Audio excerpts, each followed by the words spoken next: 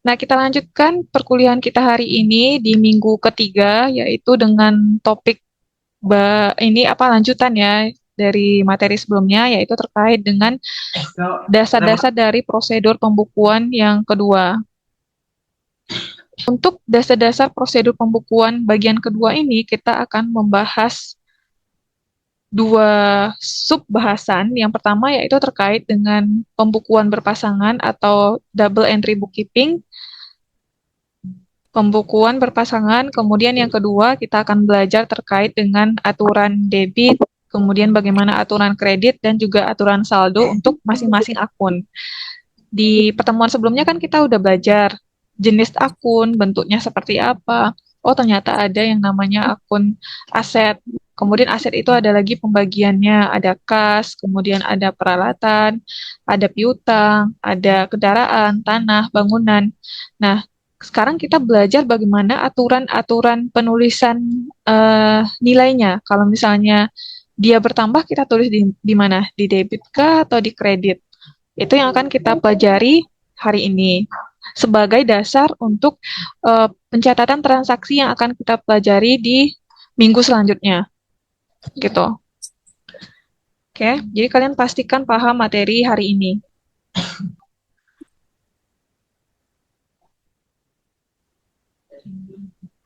Nah, pembukuan berpasangan atau double entry bookkeeping itu adalah sebuah metode di mana kita mencatat setiap transaksi itu dia memberikan efek secara bersamaan ke dua efek gitu ya. Dia memberikan efek secara bersamaan ke dua efek, yaitu efek yang pertama adalah kredit dan efek yang kedua adalah ke kolom kredit dan debit. Atau bisa juga kita kita artikan double entry bookkeeping atau sistem pembukuan berpasangan ini adalah suatu sistem pencatatan transaksi di mana kita mencatat transaksi ini di dua akun yang berbeda dan kita catat di debit dan kredit gitu. Nah, gunanya apa?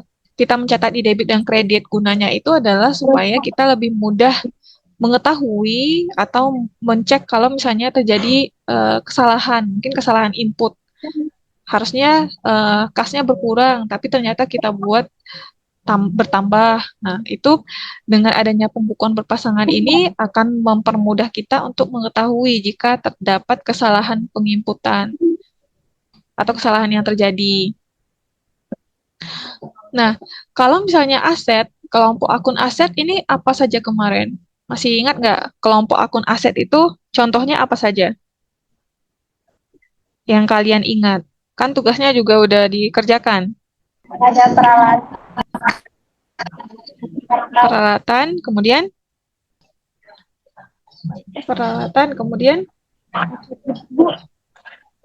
kekayaan yang dimiliki perusahaan itu seperti kas, kendaraan, gedung, dan harta yang dimiliki oleh perusahaan. oke. Jadi itu aset ya, kekayaan yang dimiliki, kas, peralatan, bangunan, gedung, kendaraan, dan lain sebagainya.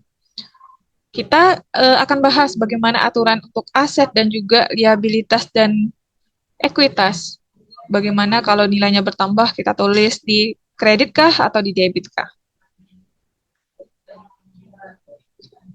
Nah, sebelum kita masuk ke aturannya untuk masing-masing akun, mekanisme atau aturan debit dan kredit ini dalam akuntansi itu adalah sebuah kebiasaan dan juga sebuah kesepakatan atau sebuah peraturan gitu yang sudah disepakati di dalam dunia akuntansi dari waktu ke waktu atau dari masa ke masa. Jadi ini yang harus kita ingat gitu ya. Kalau misalnya aset bertambah kita taruh di mana, itu sudah menjadi aturan di dalam akuntansi. Untuk aturan ini, contohnya misalnya kalau berkendara di Indonesia, pasti aturannya berbeda dengan negara lain. Kalau di negara kita kan, kalau berkendara, itu kan di lajur sebelah kiri ya. Itu beda dengan negara kayak Korea, misalnya, atau negara Eropa, berbeda. Dan ini udah menjadi aturan gitu, yang harus dipatuhi. Oke. Untuk akun yang pertama, atau kelompok akun aset, Aset ini kan kekayaan yang dimiliki oleh perusahaan untuk mencapai tujuan dari perusahaan itu. Jadi tujuan dari perusahaan itu kan dia memaksimalkan keuntungan. Caranya itu adalah dengan menggunakan kekayaan yang dia punya. Nah, aset ini terdiri atas beberapa akun. Ada kas. Kas ini merupakan akun tersendiri dan dia aturannya itu sesuai dengan penulisan aset. Kemudian juga ada piutang usaha. Kalau piutang usaha ini artinya apa? Piutang usaha. Siapa yang tahu? Piutang usaha itu maksudnya apa? Ya, betul ya. Ibaratnya itu piutang ini adalah jika ada orang yang berhutang ke kita, dia wajib kan membayarnya. Nah, itu piutang. Kalau ada orang lain yang berhutang ke perusahaan. Tapi kalau hutang kan perusahaan yang berhutang ke pihak lain gitu, kebalikannya. Makanya piutang ini masuk ke kelompok aset karena kita akan menerima bayaran dari pihak yang berhutang. Paham bedanya keduanya itu? Piutang dan hutang? Paham, Paham. Bu. Oke, baik kita lanjutkan. Nah, yang ketiga perlengkapan. Perlengkapan ini juga masuk ke kelompok aset. Perlengkapan, kemudian peralatan juga termasuk kepada kelompok aset, kendaraan, bangunan, tanah, dan juga goodwill, hak paten, merek dagang ini juga termasuk kepada aset. Untuk aset ini, kalau nilainya bertambah, misalnya kita membeli peralatan, otomatis kan peralatan kita bertambah ya. Maka ketika nilai dari aset ini bertambah, kita tulis di sebelah debit, di sisi debit. Tapi kalau nilainya berkurang, kita tulis di kredit. Ketika dia berkurang di kredit, kalau nilainya bertambah di debit. Itu untuk aset. Misalnya kas kita berkurang. Kas berkurang kita catat di mana? Kredit atau debit? Ketika kas berkurang. Kredit, Bu. Di kredit. Ketika kas bertambah dicatat di? Debit, Bu. Di debit. Dan untuk saldo normal, biasanya saldo normal ini adalah saldo yang mengikuti saldo ketika dia bertambah. Saldo asli suatu aset. Suatu akun, sorry. Jadi kalau misalnya dia bertambah di debit, maka saldo normalnya juga di debit. Nanti juga untuk lebih jelasnya kita nanti akan lihat bagaimana contoh dari perhitungan gitu. Biar kalian paham apa sih maksud saldo normal ini. Yang penting hari ini kalian tahu aturannya. Oh, ternyata kalau aset kita bertambah, kita tulis nominalnya di debit. Untuk kelompok akun aset, baik itu peralatan, kendaraan, bangunan, tanah, kas, piutang, perlengkapan, ini aturannya sama. Karena alasannya adalah karena dia masuk kepada kelompok akun aset. Kalau bertambah di debit. Kita lanjutkan ke kelompok akun yang kedua, yaitu kelompok akun liabilitas atau kewajiban. Liabilitas ini kan yang perlu kita ingat semua hutang-hutang, baik itu hutang usaha, hutang gaji, atau hutang bank gitu. Itu masuk kepada liabilitas atau kewajiban. Nah, untuk aturan debit, kredit, dan saldonya, ini dia berbeda dengan aset. Kalau dia bertambah, ketika hutang kita bertambah, kita tulis di kredit. Dan saldo normalnya juga di kredit. Karena kan tadi saya bilang untuk saldo normal ini mengikuti pertambahannya ketika akunnya bertambah. Tapi ketika kita membayar hutang, otomatis kan hutang kita berkurang. Maka kita tulis di debit gitu ketika dia berkurang. Ketika hutang bertambah di kredit. Kebalikan dengan aset. Ya. Lanjut ke yang ketiga adalah ekuitas. Ekuitas ini kan ibaratnya ada modal ya atau ada laba yang ditahan. Nah, untuk dari ekuitas ini, ekuitas itu aturannya sama dengan liabilitas atau kewajiban. Ketika dia bertambah, anggaplah ketika modal kita bertambah, maka kita catat di kredit nominalnya. Dan saldo normalnya juga di kredit. Kalau di debit berarti dia berkurang. Oke. Nah, pertanyaannya, kalau hutang bank kita bertambah, kita catat di mana? Kredit atau debit? Di kredit, Ibu. Di kredit. Kenapa? Karena itu termasuk liabilitas.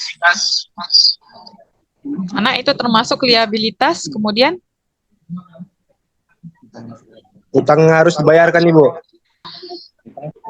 betul ya. Jadi karena hutang bank itu termasuk kepada kelompok liabilitas atau kewajiban, jadi aturannya itu mengikut ke kelompok akun yang nomor 2 ini. Ketika dia bertambah, maka kita catat di kredit. Dan aturannya sama dengan ekuitas. Kalau dia bertambah, kita catat di kredit. Yang masuk ekuitas itu kan modal, ya. Modal kalau bertambah berarti dicatat di kredit. Selanjutnya yang keempat ada akun pendapatan. Nah, pendapatan ini kan akan menambah aset ya. Ketika kita menerima pendapatan dari barang dan jasa yang kita jual atau yang kita produksi. Untuk pendapatan ini, aturannya juga sama dengan ekuitas dan juga liabilitas. Ketika nilainya bertambah, ketika pendapatan kita bertambah, maka kita catat nominalnya di kredit. Dan ketika pendapatan kita berkurang, maka kita catat di debit.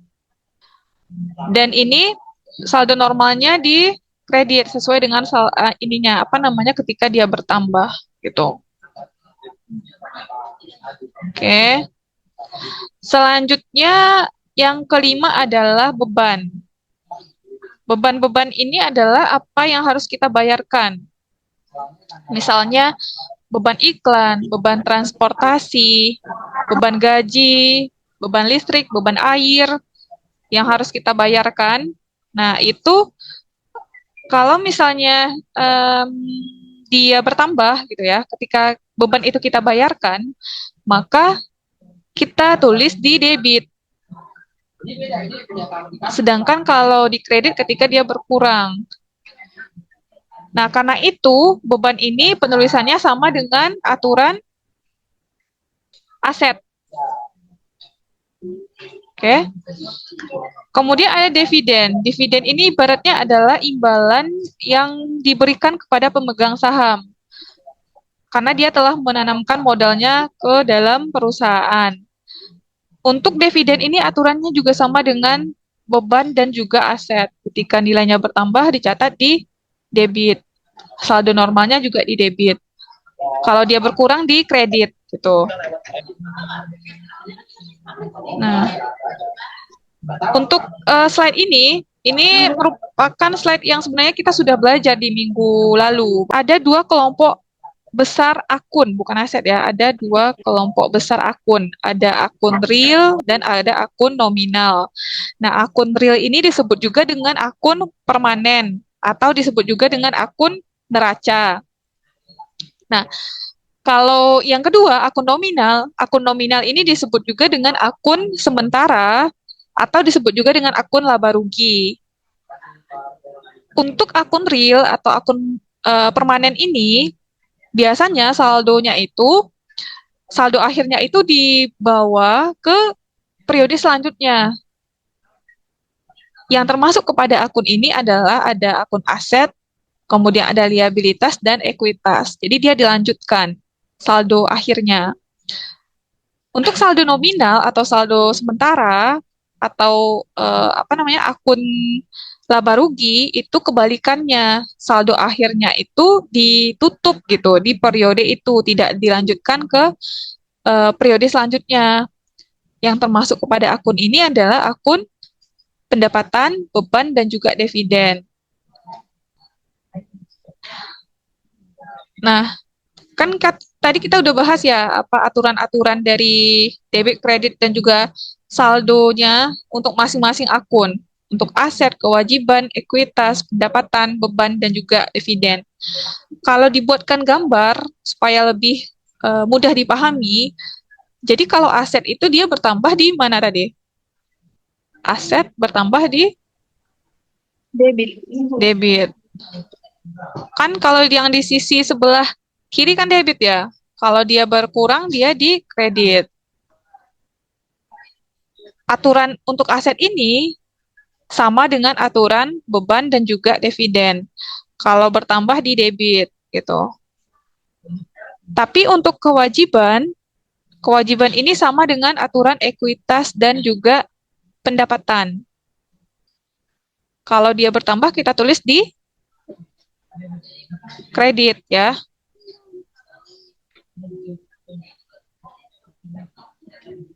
Untuk lebih ini penjelasannya. Untuk nilai bertambah, nilai berkurang kita tulis di mana. Kalau sudah paham, kita lanjutkan ke contoh soal. Nah, jadi kalau misalnya kita ini kan, kalau dimasukkan ke dalam tabel, versi lainnya ya, ketika harta atau kelompok akunnya bertambah dan berkurang, ini penempatannya di mana? Ini udah ada ringkasannya. Kalau harta kan bertambah di debit, kalau berkurang di kredit, saldo normal di debit. Kalau kalian perhatikan pasti untuk saldo ketika dia bertambah itu sama dengan saldo normalnya. Kayak inilah contohnya ya, kewajiban. Ketika dia bertambah kan di kredit. Nah, maka saldo normalnya juga di kredit. Atau contoh lain, misalnya pendapatan. Ketika dia bertambah kan di kredit. Pasti saldo normalnya juga di kredit gitu. Dia mengikuti. Yang agak berbeda di sini adalah prive atau prive. Untuk prive ini dia juga bertambah di debit dan berkurang di kredit. Aturannya sama dengan aset. Untuk lebih memahami bagaimana penulisan pembukuan berpasangan itu, ini ada 3 contoh soal. Contoh soal pertama adalah perusahaan membeli kendaraan senilai 300 juta secara tunai. Ya. Ketika perusahaan membeli kendaraan, otomatis ada akun kendaraan yang terpengaruh dari transaksi ini. Dan karena kita membeli secara tunai, otomatis kita membayarnya dengan apa? Ini kendaraan ya, ini kas ya, kalau kita membayar secara tunai ada kas. Nah, ada dua akun. Kan saya sudah bilang, kalau pembukuan berpasangan itu merupakan suatu metode di mana kita akan mencatat di 2 akun yang berbeda, kemudian kita catat di debit dan di kredit. Nah, kemudian setelah kita tentukan, oh berarti dari transaksi ini yang berpengaruh itu adalah ada kendaraan dan kas. Karena kita membeli kendaraan secara tunai. Nah, setelah itu kita tentukan yang mana yang masuk ke debit, yang mana yang masuk ke kredit. Ketika kendaraan ini kita beli, otomatis kan kendaraan kita bertambah ya. Nah, itu kita catat di mana kalau kendaraan bertambah? Di debit.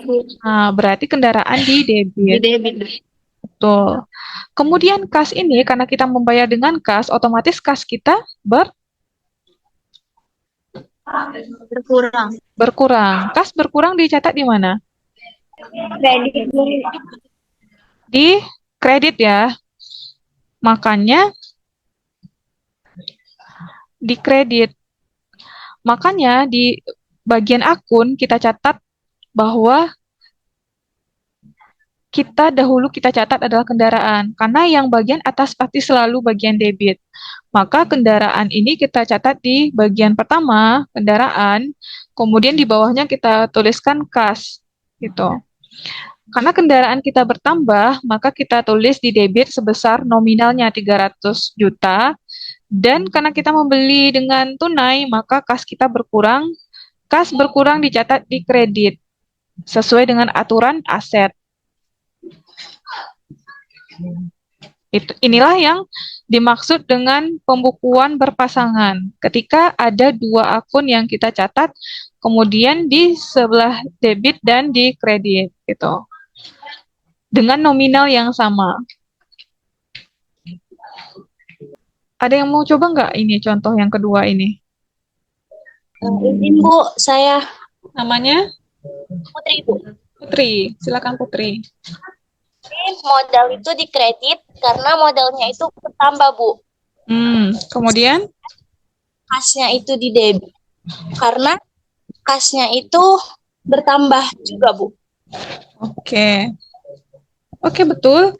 Jadi, ketika pemilik menyetorkan modal awal ke dalam ke dalam usahanya ya sebesar 500 juta, kita tentukan dulu akun-akun yang terpengaruh karena transaksi ini.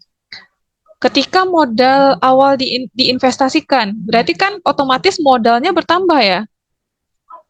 Modal bertambah. Kalian mungkin perlu tulis dulu ke tempat yang lain mungkin supaya tahu yang mana yang kita tulis di debit dan mana yang ditulis di kredit.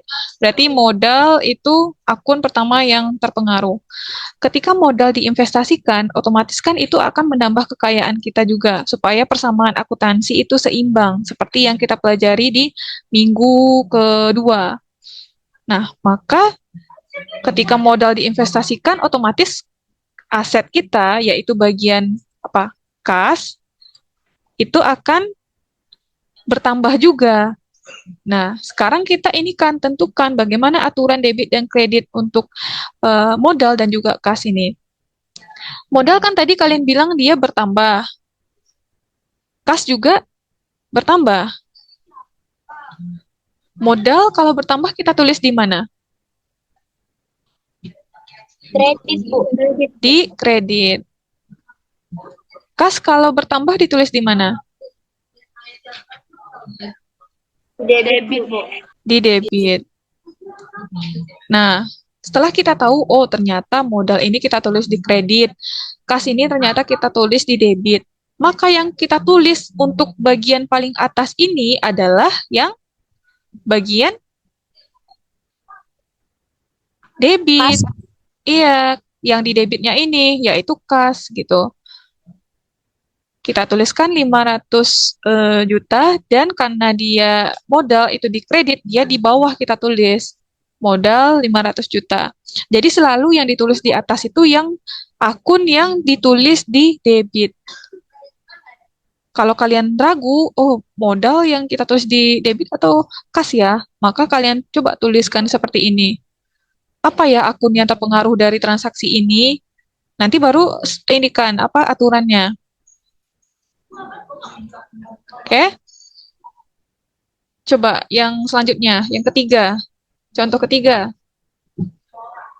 Ada yang mau mencoba? Saya, Bu. Siapa ini? Relianti. Relianti Boruturnip. Silakan. Kan perusahaan membeli perlengkapan sebesar 100 juta secara tunai.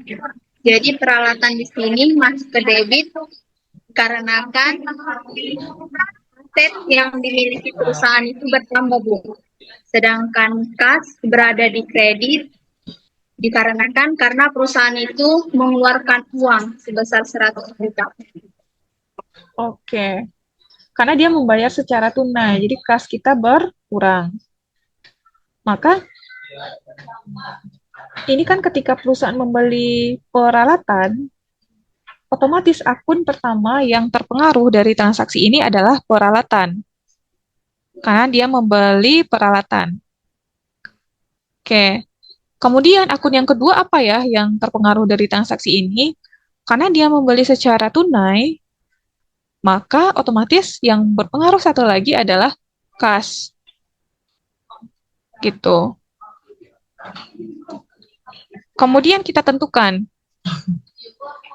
perlengkapan karena kita membeli berarti dia bertambah.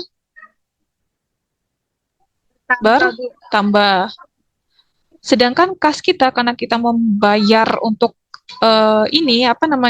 peralatan ini otomatis kas kita berkurang.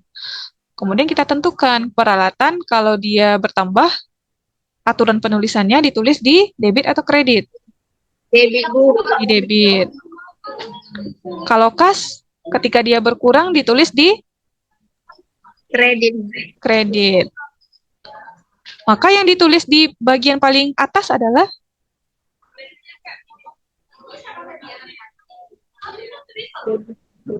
akun Yang mana? Peralatan atau kas yang ditulis di bagian atas? Peralatan, Bu. Peralatan. Karena dia di debit gitu, 100 juta dan kemudian kas berkurang di kredit 100 juta sehingga hasilnya ini nominalnya adalah sama. Jangan sampai terbalik memasukkan akun. Bisa dipahami semuanya? Bisa, Bu.